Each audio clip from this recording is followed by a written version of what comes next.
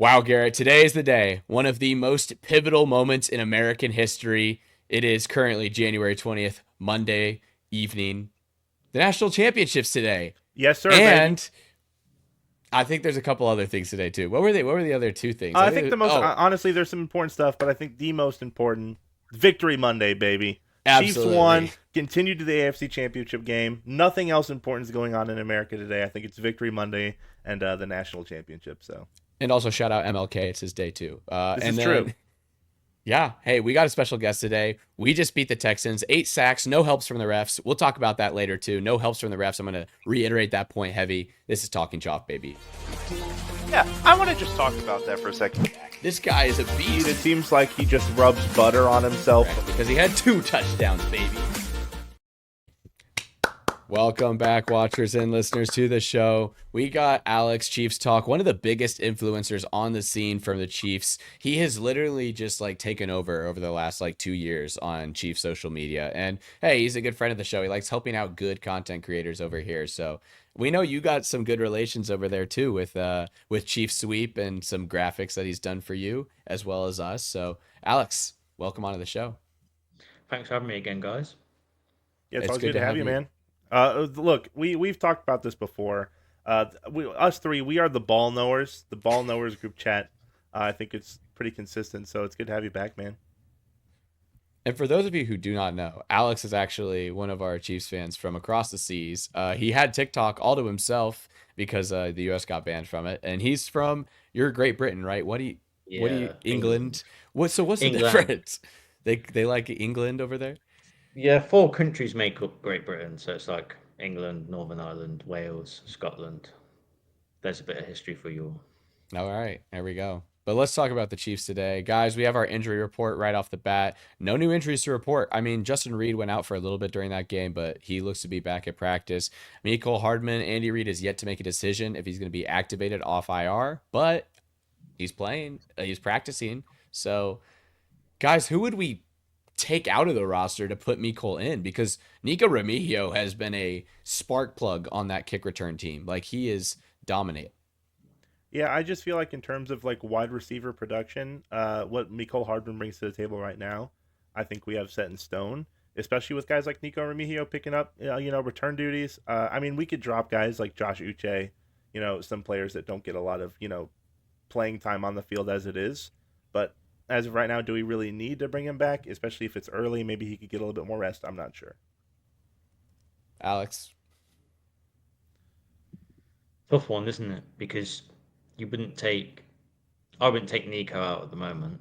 He's playing too well as a returner. Um, when you look at the rest of the team, boils down to Uche. I mean, they've got some of the tackles on there as well that they haven't used all season, but I guess they're there for backup purposes. It's a tough decision. I mean, Uche's not even getting on the field, so that's a logical one. Or they just don't put him back at all. But McCall, in every single time we've won the Super Bowl, he's made a pivotal play in the playoffs. So, good luck tells me to put him back on the team. yeah, Maybe throw didn't him out he? there for a couple of wide receiver snaps. Every single Super Bowl win, he's done one thing at least. And I mean, he had the game day cleats he made last week. So I mean, he's got some custom cleats he's got to get using. That's why I thought he was getting elevated. I thought, oh, we've got the jump here. And they didn't Yeah, do it. and honestly, I totally agree. I could see them like, especially for the Super Bowl. I mean, if we don't have that kind of, depth issue, I mean, they could easily, healthy scratch Ethan Driscoll and move up Nicole Hardman just for a Super Bowl game. But we'll see. Yeah. All right, guys, let's get into the game of the week of last week. We finally played a football game. It felt like dang near a month since we've last played meaningful football. It's been over 3 weeks because that Broncos game literally doesn't count. 23 days to be exact, I believe. Dang. And I mean, wait, 23 days of rest, including the Broncos week? Yes. Okay. Yeah. Yeah. So we finally played the Texans. We played them really towards the end of the season already, and we won one of our more handedly games back then. Guys, we killed them. I mean, I know the refs. Everyone wants to talk about the refs and say that the refs won the game, whatever. I mean, 8 sacks. They had 12 points of offense. I mean, 3 missed kicks. Like, I mean, yes, they had 100 more yards than us, and they didn't have any conventional turnovers. But here's my take about that. This is so dumb to hear. They first off, the first play of the game, Nico Remigio kick returns all the way down to inside the 30. So I mean, right off the bat, you're starting with great field position. So we don't have to put, we don't have to go that far. And then you're missing kicks. We don't have to go that far when you miss a kick. And then also, they went for it on 4th and 10 in their own territory. Like, I don't know what they were thinking. There was still like 10 minutes left of football, and they just went for it on 4th and 10, didn't get it. And I mean, like, you're out here being like, oh man, the refs this. They got out coached, they got outplayed, they got out hustled, they got smacked. I'm sorry. There was never a point in this game where I was worried we were gonna lose.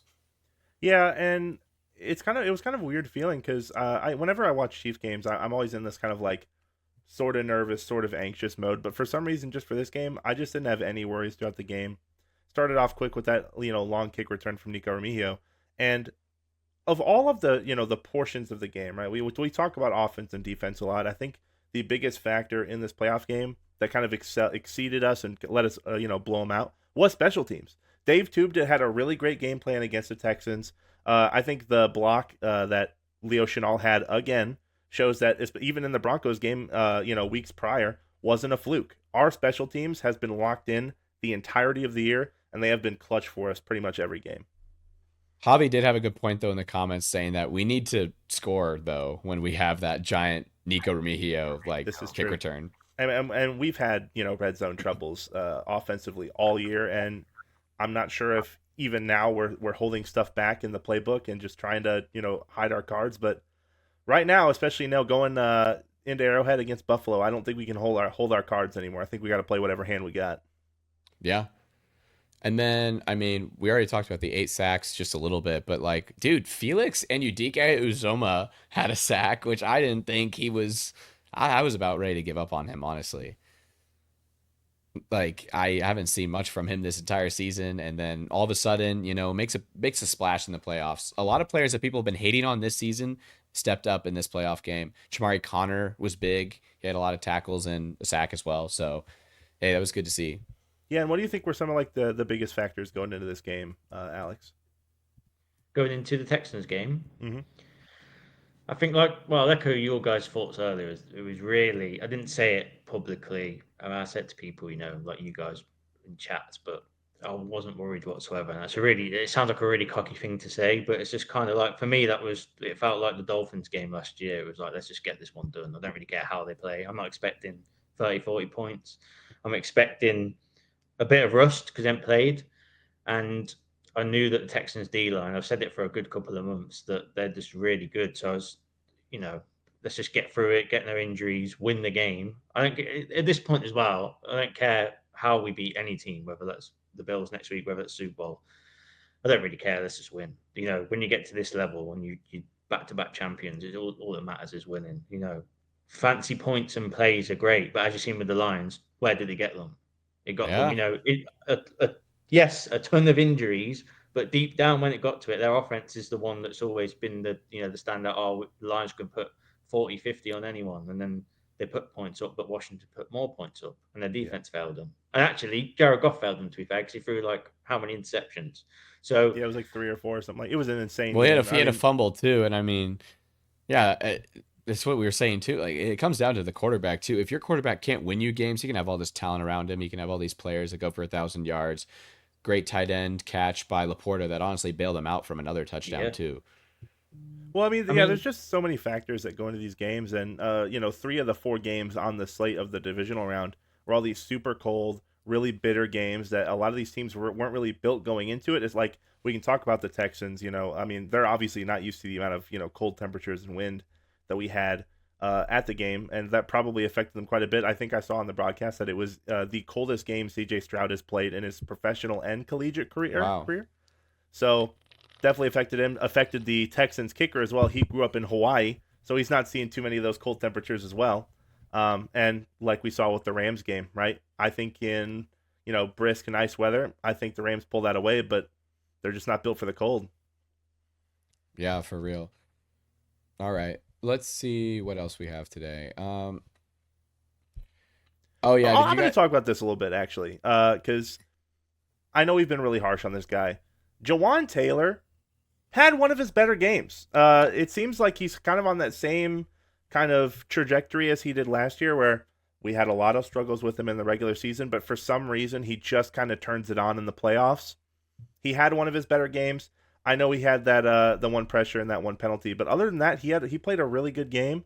Joe Tooney, on the other hand, I mean, he let up his first sack of the entire season, regardless if that's playing left guard or left tackle. I mean, he just got absolutely annihilated by Will Anderson, but I mean, Will Anderson's a great player too, so kind of giving nods to him. But overall, I think the offensive line did a really good job, keeping Mahomes protected. Obviously, we saw the opposite end of that with the Texans offensive line. Just, I mean, Stroud was getting blitzed, like sieged the entire game. Yeah. I mean, I saw the Joe Tooney sack he let up. I mean, it was definitely him getting beat for sure. But the play before, he made an amazing play that allowed Mhm. Mahomes to scramble for, like, I believe it was a 15 plus yard scramble to get a first down. He, set the edge. He made sure that the edge rusher just kept going and going and going around, and Mahomes had enough time to step up in the pocket and scramble. So I literally texted in the group chat. I was like, look at Joe Tooney at left tackle, man. It's such an inspiration. And then Like, let's, immediately just yeah. sacked. I But was like, I mean, dang. that's really the first like true rep that he's been beaten on all season. So I mean, that transition has been really successful, and I see us continuing that throughout the playoffs now. Yeah, for sure. Have you heard any news on if they're going to continue trying to rep out DJ Humphries at left tackle, or do you think we're solid on Joe Tooney now, Alex? Oh, um, I think they're going to stick with Tooney.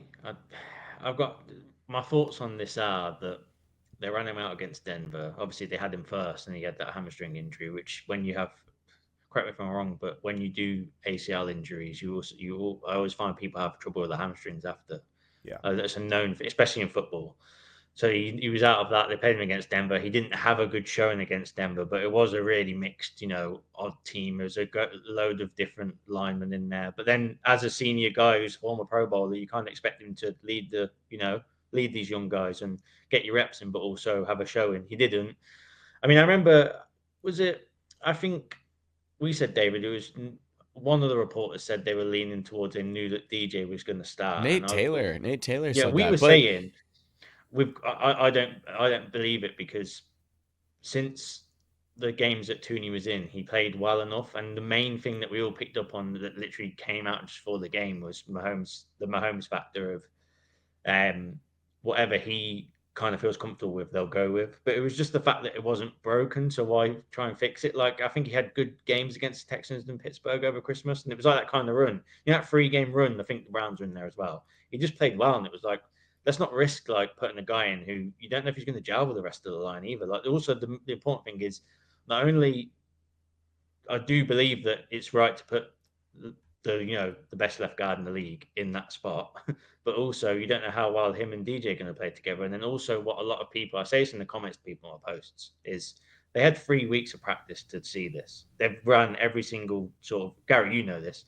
They've Mhm. run every single sort of combination. They know what's working and what's not. They've got a D line and the Chiefs that are going to pressure them and they're going to find out who's good enough to handle it. Yeah. That's the benefit they've got. And clearly at the moment, that is Joe Tooney at left tackle. That is Caliendo at left guard.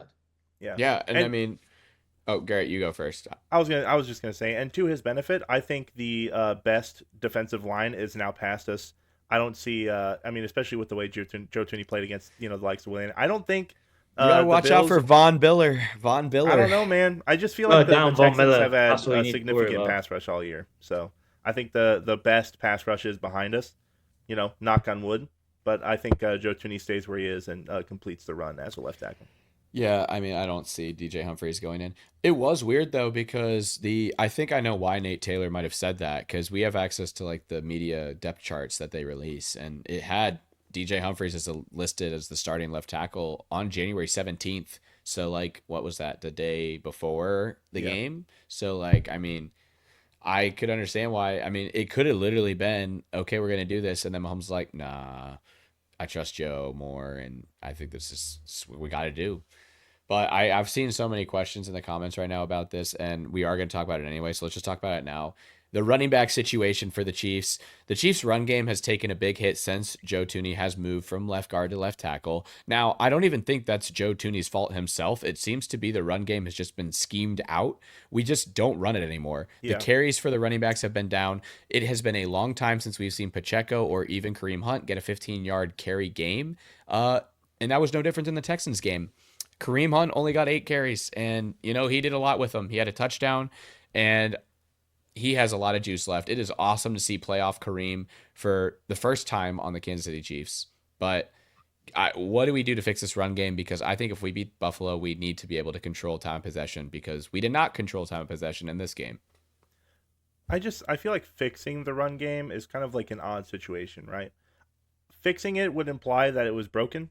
I kind of agree with your assessment. I think it's just been schemed out. I feel like now that Joe Tooney's moved out to left tackle, our pocket time and time to throw has increased exponentially.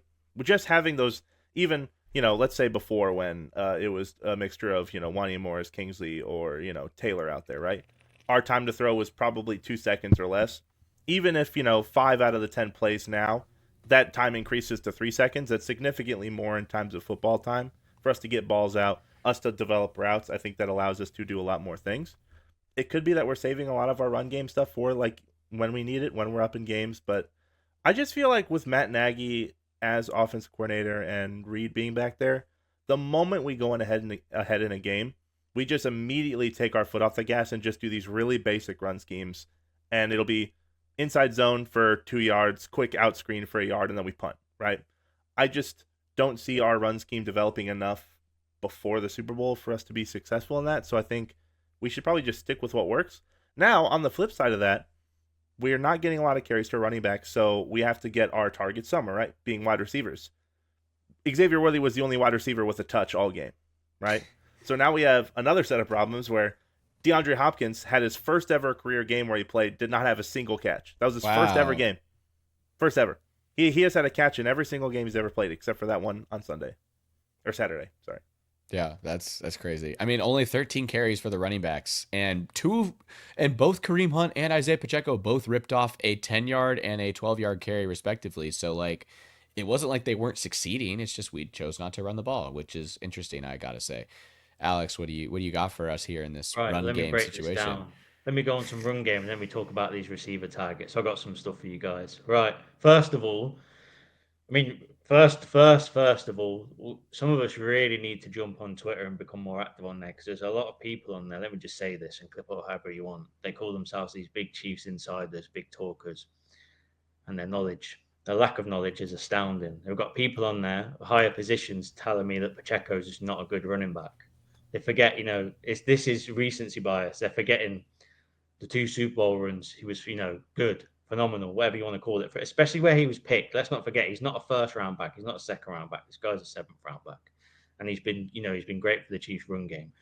On addition to that, he's also come back from a very bad injury that will directly affect his running style and his game. He's not going to run into the ground because his leg. My personal opinion is he's obviously not 100%, but he's back. He's playing. He's good enough to play, but he's not.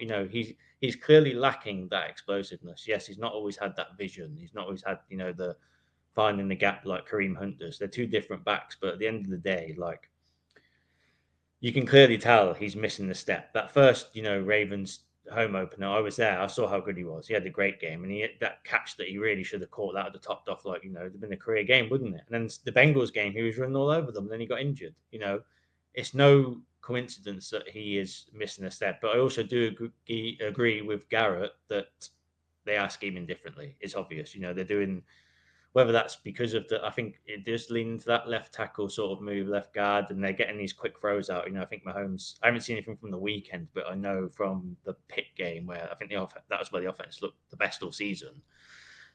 They were getting Mahomes' fastest throws out since maybe 2020, 21. I think he actually broke the record to one. It was like 2 seconds he was holding onto the ball, and that was a big key in actually getting the offense moving. So there's a lot to unpack, but it has been affected. It is a scheme issue. It is Pacheco being not 100%, but let me just tell you, that guy is not a bad running back, and he's certainly not washed. This is just very, very recency bias. People looking for retweets, likes. Look at me.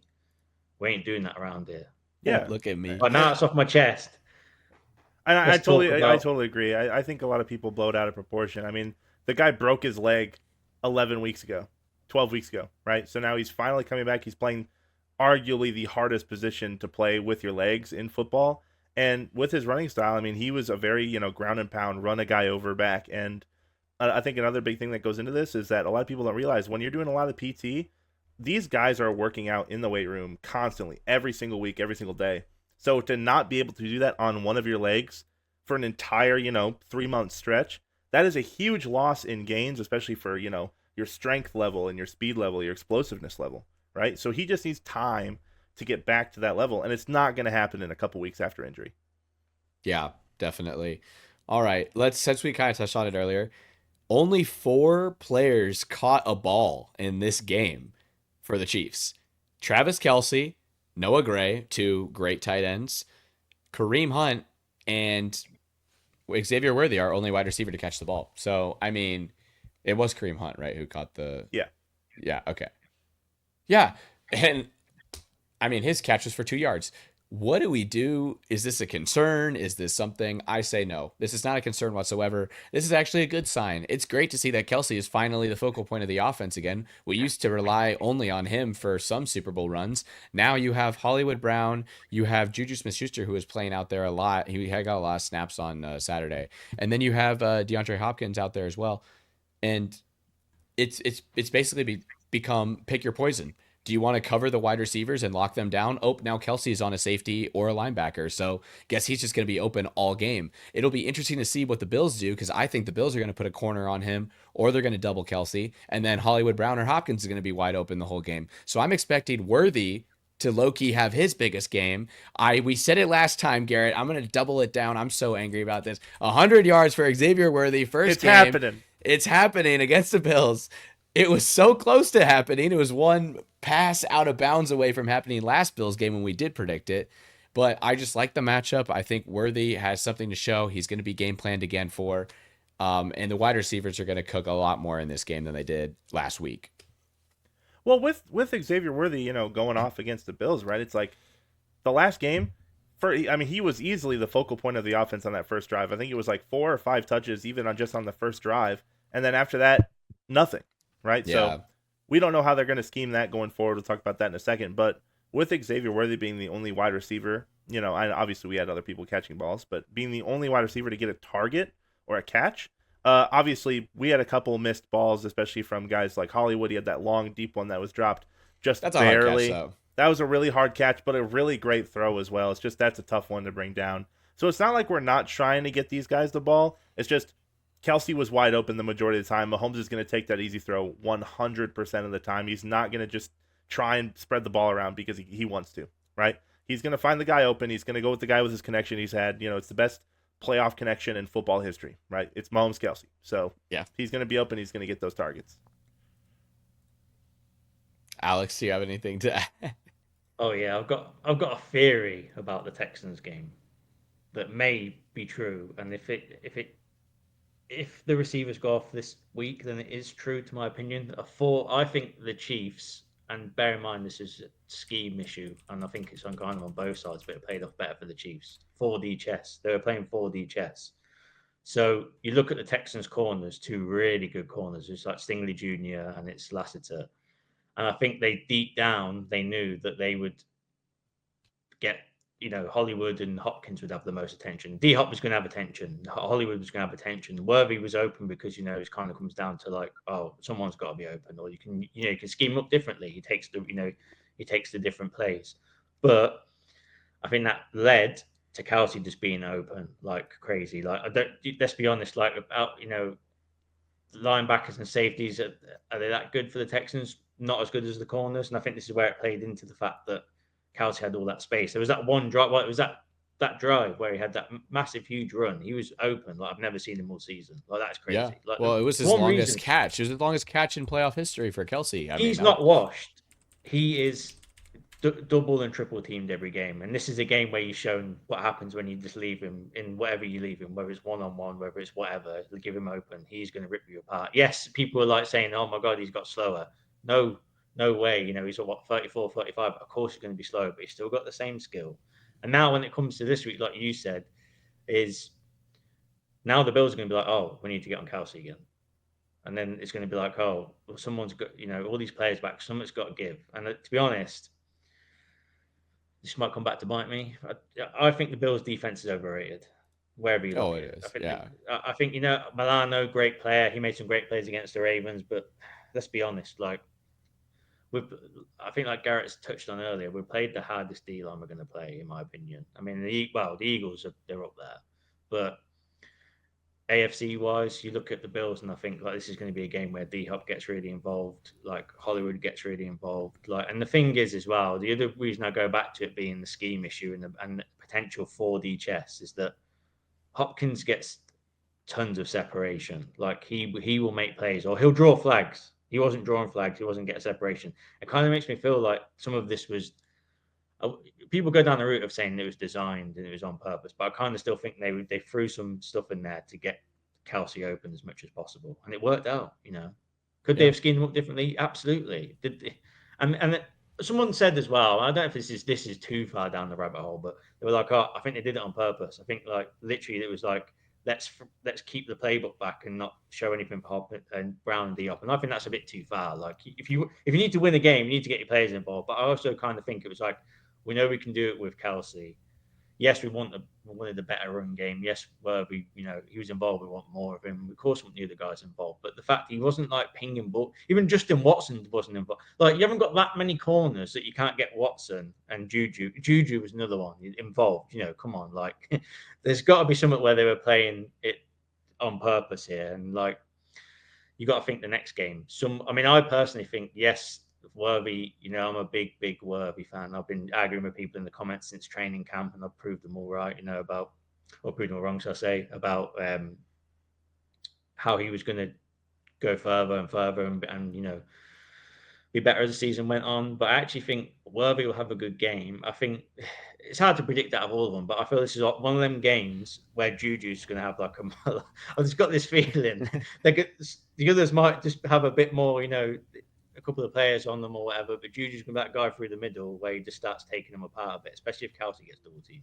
That's my opinion. I'm not going to say anything crazy like a 100-yard game and all this, but I feel like he's going to make some big plays, and everyone's going to be like, oh, everyone forgot Juju exists.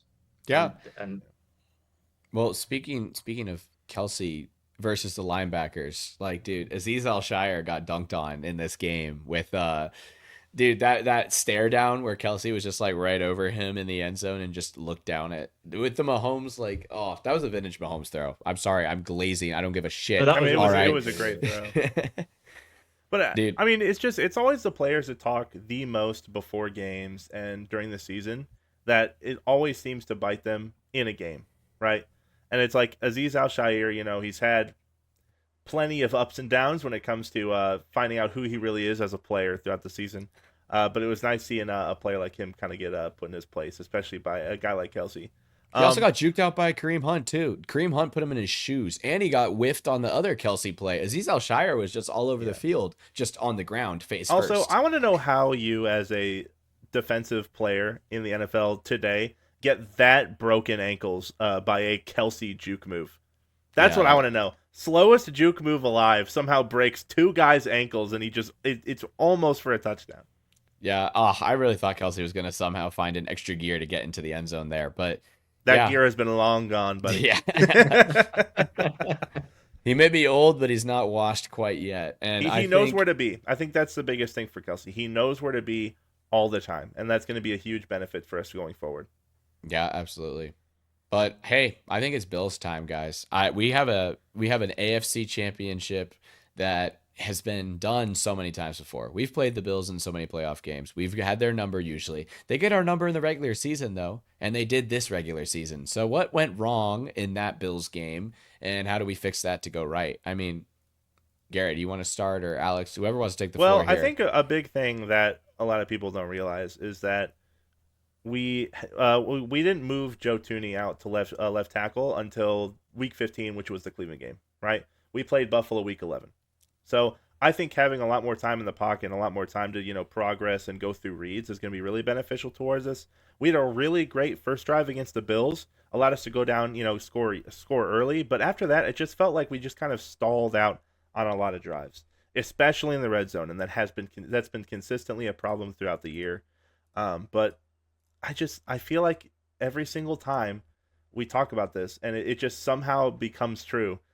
I think Andy Reid, even in that regular season game against the Bills, is like, we're not going to show how we're going to play him because we know we're going to see him in January, right? Yeah. It's like we know it's going to happen, so we're going to hold our cards. I think particularly how we're going to win this game. I actually really like the Broncos' playoff defensive game plan against Buffalo. For some reason, and this was really genius and it worked really well, they blitzed him almost every they were sending 5-6 guys every single play, and it worked out really well for the first half of the game, right? That kind of defense, you need to be able to put up points on offense to be able to continue to do that kind of defensive game plan, and Denver's offense just wasn't up to par. It was like what? I think it was 7-10 at halftime, and they were consistently blitzing Allen, but once it got away from him, I mean, there's just not much you can do if your offense isn't going to score points. But I really like that game plan. That's a good point. I mean, the game, you look at the box score and you look at the end result of the game, it didn't look as good of a game plan. But yeah, you're right. They had them dead to rights by halftime, and just it looked like the Broncos had momentum going into half. They just shanked that field goal, and then it just went downhill from there. But yeah, I like it. I mean, we blitzed the heck out of Stroud. I mean, Spags has been saving maybe his best blitzes for forever. And with the Chamari Connor sack, what was interesting about that was it was the safety blitz, but he missed and he still came around the edge and still made the sack. It's just like these DBs aren't just, oh, let me see if I can speed beat and sack them. It's like, no, I'm going to shed an offensive lineman and try to get the quarterback. And I think the key point that's been missing on that part of our defense has been Jalen Watson. Allowing Trent McDuffie and Jalen Watson to hold down their two most, biggest threat wide receivers while allowing our third corner to get sent on pressure is huge. We have not had another guy besides Trent McDuffie to be able to hold down another side of the offensive scheme. So now that, we have Watson and McDuffie back, it allows guys like Connor, like Johnson, like Williams to get sent on pressure and still have our man coverage be successful. Yeah. And speaking of Jalen Watson, he didn't play in that first Buffalo game. Neither did Charles Omenihu. Neither did Isaiah Pacheco. Neither did Hollywood Brown. Left tackle was not Joe Thuney for that game. It was probably Wanya Morris. That was probably not great for him. But yeah, I mean, there's been a lot of changes for us. I know Dalton Kincaid didn't play for the Bills, and I think Keon Coleman was also out for the Bills. But I mean, I think like our changes are going to outweigh the Bills' changes. The Bills also just played a barn burner against the Ravens. They played in the cold. They played a tough game that really wore them out. Our offense was barely on the field for this Texans game. Like we really just kind of, I don't want to say coasted by the Texans, but we really didn't have to do too much exertion when it came to our offense. So I think we're going to be more prepared and well rested for this game, that we could actually go in a slugfest with the Bills. But this will be our hardest game of the season, I think, right here.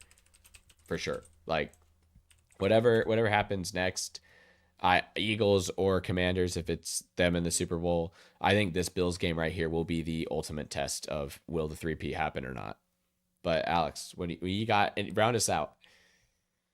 Yeah, I agree. Just to go back as well, like November game, I think vanilla on both sides. I think slightly more vanilla on defense. I think the offense, who doesn't want to win a game, but ultimately it's like defense. We had two massive pieces missing. The Watson thing everyone knows about, like the Bills know. Let's just throw it. Let's just not throw it at Trent McDuffie. Let's just throw it at the other side, and then no spy on Allen. I think that was a deliberate vanilla move not to spy him. It's so obvious. Like it was the most obvious thing ever. Like you think and he is going to be a Hall of Famer. And Spags was like, oh, let's just not spy Josh Allen, see what happens. Let's do it on purpose to make him think, And it was a close game. It wasn't like we got blown out. It was a close game, and it was any other way. If Allen doesn't make that 4-2 massive run, we're in there. We're still in. There's a good chance we'll come out of that game with the win. But also the big miss you've covered already. The big miss with Charles Omenihu. I mean, last season he had the sack on. Probably had more. But he had the sack on Josh Allen in the divisional in Buffalo. Probably had more pressures. He has been a complete game changer to that line. We were for weeks we were saying these guys can't get pressure, they can't get sacks. Oh, Remember you're how many we right. had I hardly forgot any about that. sacks? Yeah. There was like so much. I was banging the drum for that guy. I remember I got it right about the time he was going to come back. So the reason I know this is because he said it in one of his first ever YouTube vlogs. I just wrote it down and I remembered it, and no one remembered. And then I got the Pacheco one just bang on right. I just knew it was going to happen. But he has been a game changer. I'm a bigger Menahu fan. I don't know what they're going to do with his contract, but he is a game changer. Yes, you have George. Yes, you have Mike Danner. Yes, you have Chris Jones. Yes, you have everyone else. But he is just a difference maker. That's what they got him for. That's what they paid him. He's a difference maker. He did it. I know he won the Super Bowl without him, but now he's even hungry as well. If everyone ever follows him on Twitter and sees his stories, he is hungry and he takes it personal. He tweets stuff, check the stats. Don't forget my name. Every time he's going out there, he's going out there angry, and that's the difference. He'll be on Allen. But the big thing for me is spy him, and I don't know who the spies. I'm not saying every single snap, but I'm saying they're going to be on him. They're going to stop. They have to stop these runs. They have to. It's got. I'm leaning towards a Leo Chanel. I'm leaning towards Hicks. Throw Hicks on some. They're not going to be able to cope. You look in there and you think, oh look, they've got the two safeties. All of a sudden, you've got Hicks bombing around. You're like, oh, what's happening? All of a sudden, it's like you maybe even move Leo up and try some different things where you put him on the edge and just really confuse. Spags will do what Spags does. He comes up with these crazy things in the second half. All of a sudden, the quarterback starts panicking. You need to stop Josh Allen running. I mean, to be honest, I think the Ravens did a good job on the Bills. I think Allen didn't play his best game, and we'd be hypocritical to say, oh, the Bills didn't play that well, because we do that all the time and we still win. They won the game. Allen had his 2 rushing TDs. He got the job done. You got the part where we win and lose is you can't let Cook and Allen run all over you. One of them has to, I think we're going to do a good job of locking the receivers down. I just think you've got to stop Shakir in space as well. It reminds me of Gabe Davis when they had all that space and they just bombing the ball. That's what when I watch that guy play, I just think, it gives me, throwback moments. But you just got to stop Josh Allen. You can't have, yes, he's probably going to score at least one. There's going to be a big play, but you can't have these runs where it's 4 and 2, and he gets a 30-yard run. You're like, no one's tackling him. Like there were so many the Ravens did it, like missed tackles, and you're just like, I'm not a football player, but come on, guys, like the scheme has to be better in a sense. But we're at home. I think the keys to victory of what I've said. I think personally as well, and this is the most obvious one, but it's the only thing that's ever beat us is ourselves, and it's what the Ravens did is don't turn the ball over. I mean, the Ravens could have turned it over twice and still win the game, but they turned it over 3 times. The same guy turned it over twice. Just don't turn the ball over. They could have do it once, but please just don't do it at all. And I think the positive thing is the Chiefs have been really good with ball security. You look at our running backs and everyone says, oh, they're not 100-yard running backs. They're not scoring 2 touchdowns a game. They're not, when do you ever? I never look at Kareem Hunt and think that guy's going to fumble. You look at Kyron Williams, who everyone had, he's the next biggest thing. The guy fumbles every week. Yeah. Everyone says, I had a guy, just to go off topic, I had a guy on my fantasy team. I picked Barkley in the second round, and he was like, Kyron Williams is running back 1. And ever since Barkley just took off, every single week Kyron Williams plays, I just absolutely bully him and say, I can't believe you ever said that. It's insane. Like our running backs, yes, they're not the best. They're not the most explosive. Might come back to hurt me, but Kareem Hunt does not fumble the ball. Yeah, no, but I totally agree because I mean, if we look back on it, the Buffalo game, that was the game we had the most turnovers all season, right? And it's kind of a similar game that the Ravens had, right? It's like Buffalo only beat the Ravens by 2, and they had 3 extra possessions, right? So as long as we keep our streak going of not turning over the ball, which I think now is up to 8 straight games without a turnover, that's including fumbles as well. So as long as we keep that streak going, can't take care of the ball, make sure we score when we get down in the red zone, I think we're going to handle this game. But I think my biggest thing is just we need to be able to finish sacks on Allen. We got a ton of pressures last game against Buffalo, but the biggest thing is finishing sacks, right? We need to bring Allen down when we get there. We can't let him slip out and make these big runs. Not only finishing sacks, finishing just a designed rush for Allen. The thing that really killed us that game was 4th and 2, field goal range for the Bills. Sean McDermott, big balls, decides, let's just go for it. Runs it up the middle with Josh Allen, and they get a touchdown out of that. That ended the game. That was like, statistically, you should have kicked the field goal there, but he said, no, we just want to end the game. Mahomes, we can't give him the ball back with a chance to win. So they gave Mahomes the ball back with not a chance to win, and it was over. The game was over. And like, also Mahomes had that slipped interception that was kind of fluky to Taylor Rapp at the very like first play of the game, it felt like. And there was a lot of things that went wrong that, I mean, we're going to look at on tape all week and we're going to fix it. And I mean, this is the opponent I wanted. If anyone was curious, this is the opponent I wanted. Just I wanted this rematch for a while. we 100%. we needed this. All I know is when we win this game, I am going to go off on the podcast episode because those Bills fans in that last game on our comment section, oh man, it is going to be so sweet. I really hope Worthy has 100 yards so that we can just go back and say like, oh, we weren't talking about that Bills game. We're talking about whatever 10 weeks later. Yeah. Let's take some comments honestly, because you guys have been talking a little bit while we've been going here. L Sitting Bull Hopkins says, "Let me hear your opinion on DeAndre Hopkins." Well, I mean, honestly, I think he's great. I have his jersey. It's all the way in my closet, I have his jersey on the way in the mail. I'm really I excited for that jersey. I mean, he's been a great player for us, really great addition.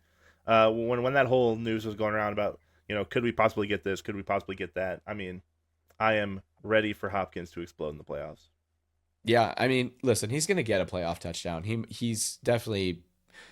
I don't know what happened in last week's game. I mean, especially with the storyline too of coming back to play the Texans, I thought he'd definitely be in the scheme a little bit more, and maybe he was. Stingley's an All-Pro, and he probably did get the better of Hopkins this time around. I know Hopkins has had some struggles against some of the top corners like Surtain and Stingley, but it just left Kelsey wide open. They chose Hopkins to be the one that they wanted to shut down. They could have tried to shut down Kelsey. They didn't. So if Hopkins at the very least serves as somebody who opens up the offense in other ways, his impact is still immeasurable. And a player that Garrett, yes, I would love to see him retire as a Chief just because, like you said earlier, get him as many rings as possible. But I just want to see him succeed. He's a player that's been selfless and deserves success.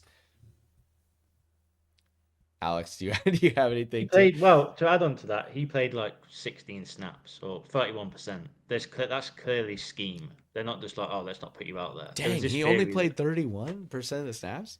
I'm pretty sure that's the number. I was like, wow, really? Like, when they were doing it and we were right. Remember, we all called it really early about the draft pick. We were like, yeah, they're not doing it on purpose because it's obvious. They paid 60% one game and they just brought it straight back down. And the last game he didn't even play. Of the regular season, but this has to be scheme. There's nobody out there like, oh, Stingley locked you up for two snaps, so let's just not play you. It was clearly they were doing something different. One of these guys is going to go off. One of these guys is going to be a distraction for the other. Someone's going to D-Hop or Hollywood are going to go off. I also as well, just to lean onto the offense. We haven't seen him in a while, but the Bills better be ready for Noah Gray, man, because if they lock up Kelsey, he's coming for you in the red zone. I promise you that. He's been a bit quiet. Red zone monster, Noah Gray. Dude, someone just prompted a question that I almost forgot that we were supposed to talk about. But Trevor Ross 84 says, "How do you feel about the announcers on the last game, Garrett?" I know you feel a certain type of way, but that is the perfect question to segue. Troy Aikman is the biggest bum of all time. He is just easily the most biased announcer that could ever, announce a Chiefs game. Ever since that tweet from 2018, when he was, he got all mad that some guy was comparing Mahomes to his career, and I think we'll have it eventually. But Aikman tweeted out, he's like, "You know what? How about you talk to me when Mahomes has 33% of my Super Bowls? That was 3 Super Bowls ago, and now we're tied, right? So now Mahomes is going for the 133% of Troy Aikman Super Bowls, right? But I hate Troy Aikman. He's not even a good announcer. He's just really obnoxious and annoying. Never knows what he's talking about. Like, those two, like, I understand, oh yeah, Chiefs get all the calls, yada yada yada, right? He blatantly lied during that one. Mahomes slid down, the 2 defenders, crashed on top of him. It is on video. That defender lowers the head, knocks into Mahomes' helmet, and Troy Aikman, this is all you hear him. Oh, come on, he didn't even touch him. There's no helmet contact there. What are you talking about? It is so obvious. Even Micah Parsons, who is literally a Cowboys player as well, it was like, okay, well, that's a flag. You can't, I mean, you saw the intent. Both players dropped and decided to go initiate contact, and they're trying to get that out of the game. Will I admit that Mahomes just all of a sudden just dropping to the ground himself to protect himself? was a little bit scummy and would initiate contact like that. Yeah, but like, I mean, So, come on. I mean, the bias announcers were ridiculous. Yes, we've seen it the other way too. Don't worry. We don't like Collinsworth either. It's very annoying when he's someone said glazing. this, like, really, it was really poignant as well. Like, me personally, I think I said it in the comment section on my own post, but I think the game was officiated like pretty poorly anyway on both sides. I don't think the Chiefs, obviously we've debunked this already. The Chiefs do not get all the calls. I think there was calls on both sides that you could argue, which happens in a normal sports game. They're going to miss them.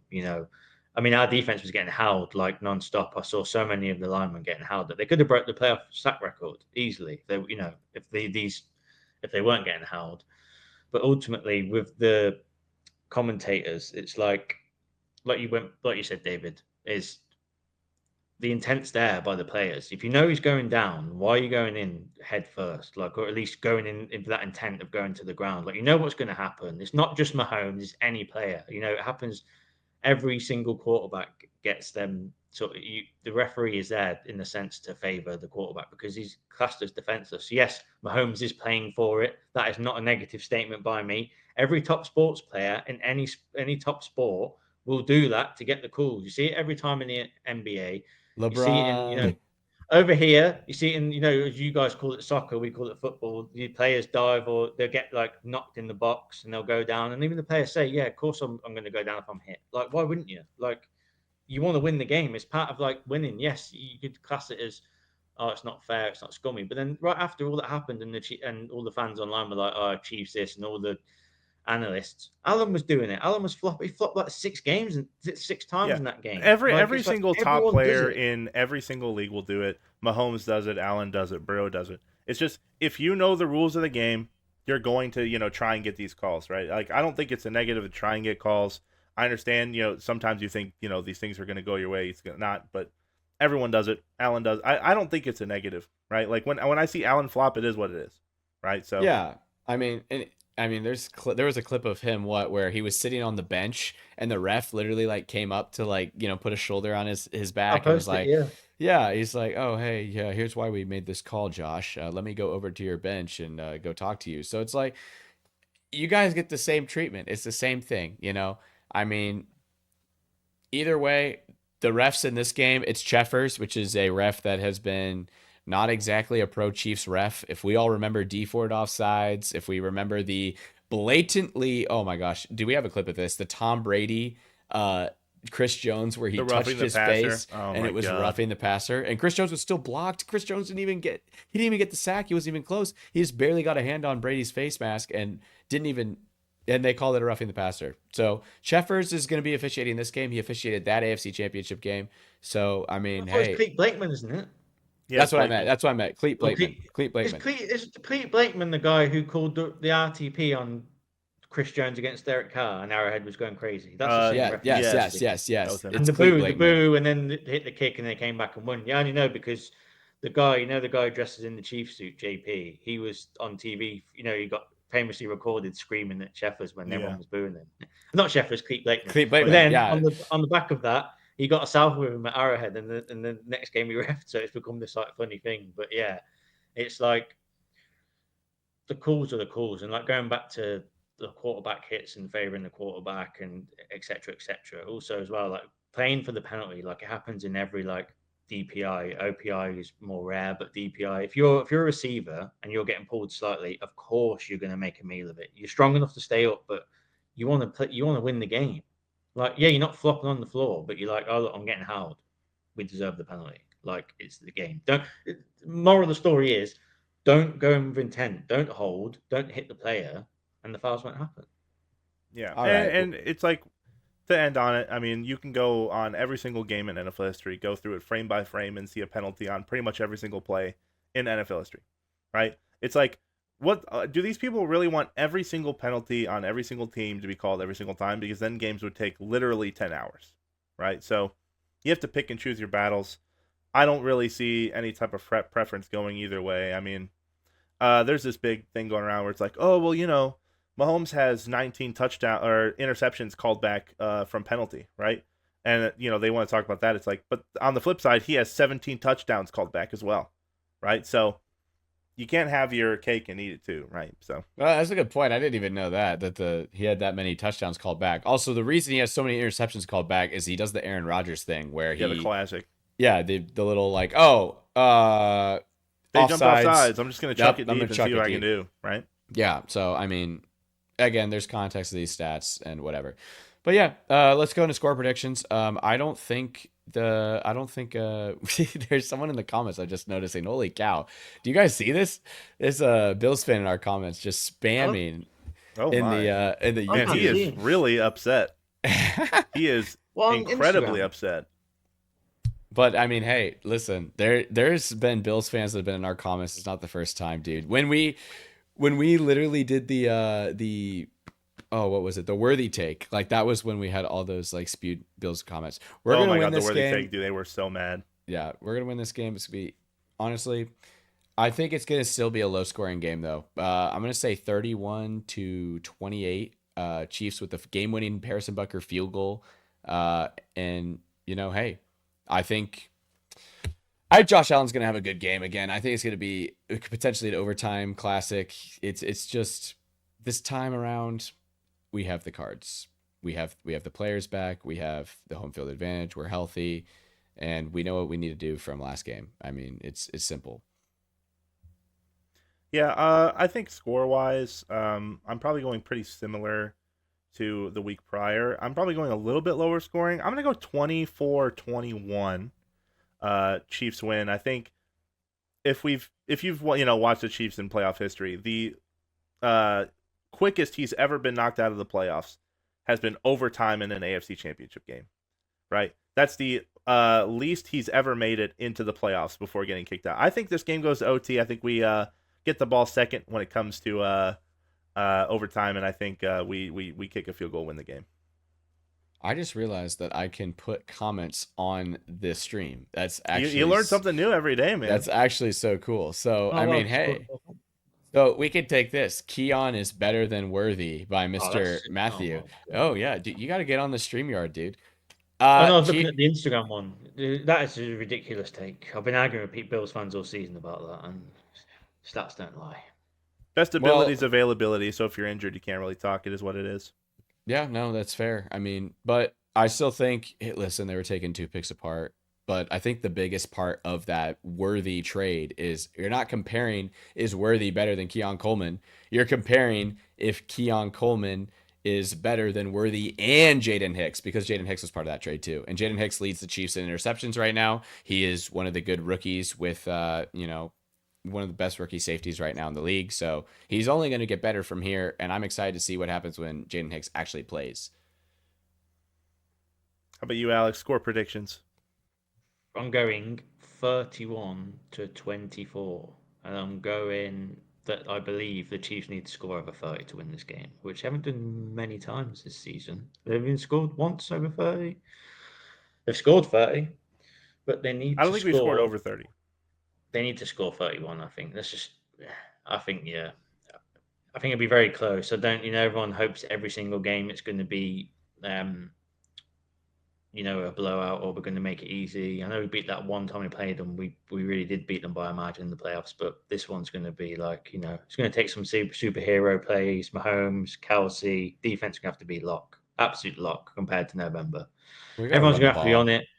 Arrowhead crowd, let's have it. And just on the final note, back to the Worthy and Keon Coleman, because I'm not letting that guy get away with this because he can see this, is that when it comes down to it, and it's not even trash talk, yes, I think Worthy is better, but it comes, and this also factors into Lad McConkey when everyone always says, why didn't we draft Lad McConkey? I think Worthy was the right pick for the Chiefs. You have Rice, you have Hollywood Brown.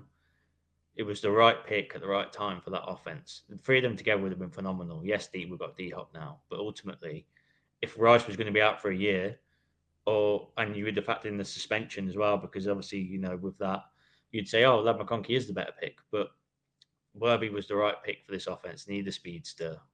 Them three would have absolutely annihilated all season. We'd have seen a different Chiefs offense. Remember, before we go off about how the Chiefs have been flat on offense all season, they had a ton of injuries. So the nail on the coffin is for Worthy is that he was the right pick for the Chiefs at the Yeah. right time.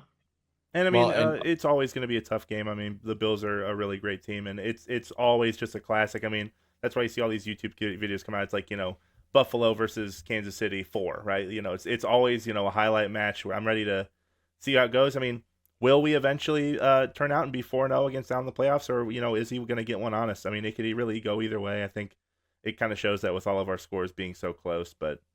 I'm excited to see how, especially in the future, how the Keon Coleman, Xavier Worthy thing goes out, 5 years from now, right? I mean, yeah, I mean, a it's rookie gonna year, be you can say how it is, but it's gonna be one of those great like player debates. Same with like Sauce Gardner versus Derek Stingley. Like when you get two players picked at the same position, like in a very close like back to back situation, like those two players are gonna get compared for the rest of their careers. And I mean, honestly, if you flip their situations, does Keon Coleman have a good he might not have been as good for KC just because, we have that player in Rice. We have that player already. So I think Worthy too is just going to develop a lot. I mean, he already had that amazing catch against the Texans. So like his hands are starting to get better. that was a really good But catch. he's got a high ceiling. He's a project. So, but yeah, I mean, Keon Coleman definitely is a great player. Somebody who's going to be playing in this game that didn't play the first time around. So that's going to be something to watch. Definitely going to be, a contender. It looks like our buddy Matthew. He said he has heard of worse Chiefs fans in his That's a time. compliment. Hey, we appreciate it. So all love. Hey, this is gonna be a great battle. I mean, this is the two best teams in the AFC. It always has been. I mean, never realistically, I mean, this is just the two best teams in the NFL right now. I think the AFC is just statistically and just generally harder to get out of, especially going to the Super Bowl. So it's tough every year. I don't really see, anything super dangerous coming. I mean, obviously, Commanders, they had a great game, and Eagles are, they have a pretty deadly run game, but I don't see us having I problems. could see the Ravens beating both the Eagles and Commanders too. So I think whoever comes out of the AFC has got a really, really good shot.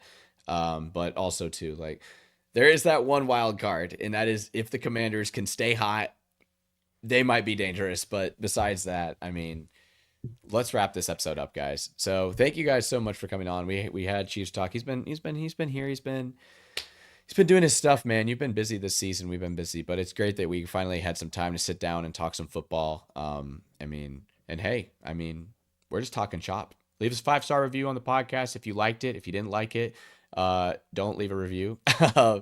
All comments are appreciated, bad, positive. It helps us out a lot. And yeah, go check out the Instagram. That's the best place to follow us. Go check out Chiefs Talk Instagram. He's already got like 100K almost, right? Are you at 100K yet? I forget. No, 95. I'll Yeah. do 100 by the Getting Super close Bowl. there, There's a man. prediction. There's a prediction. We're going to the Super Bowl and I'll get 100K. That's all we need to know. Oh, okay. Bet. So Chiefs Talk, get him to 100K, and then he'll do a giveaway, right? He's gonna give a free jersey away, right? I've actually got a signed Snead jersey still somewhere sitting around, so it's Hey, very you possible. could do a jersey giveaway. Don't tell Jackson about Snead jerseys. He's still upset about that one. Oh yeah. Hey, I mean, we ended up making the right choice there, and hey, one of our assistant GMs got hired by the Titans, so I mean, hey, he can go talk to Snead and make him feel better. So, all right, guys, we gotta get out of here. We gotta go watch the national championship, guys. Yes, sir. National championship kicks off in 2 minutes. Fire round right now. Who do you want to win, Garrett? Who do you want to win? Notre Dame, baby. Notre Dame, Ohio State. Okay, cool. Alex, who do you want to win between Notre Dame or Ohio State? Oh, boo. Ohio State beat my Texas Longhorns, and I went to that Cotton Bowl game, so screw that. I'm going to go for the Notre Dame Fighting Irish. I know Shane Gillis, an Austin, Texas legend, has been praying to – I've seen this ad come up so many times. He's been praying to the gods for Notre Dame to win. So shout out Shane Gillis. I hope the Notre Dame Fighting Irish can get this today. But, all right, go tune into whatever it's on. Is it on ESPN? Go watch that. Probably. But we're always talking chop, baby.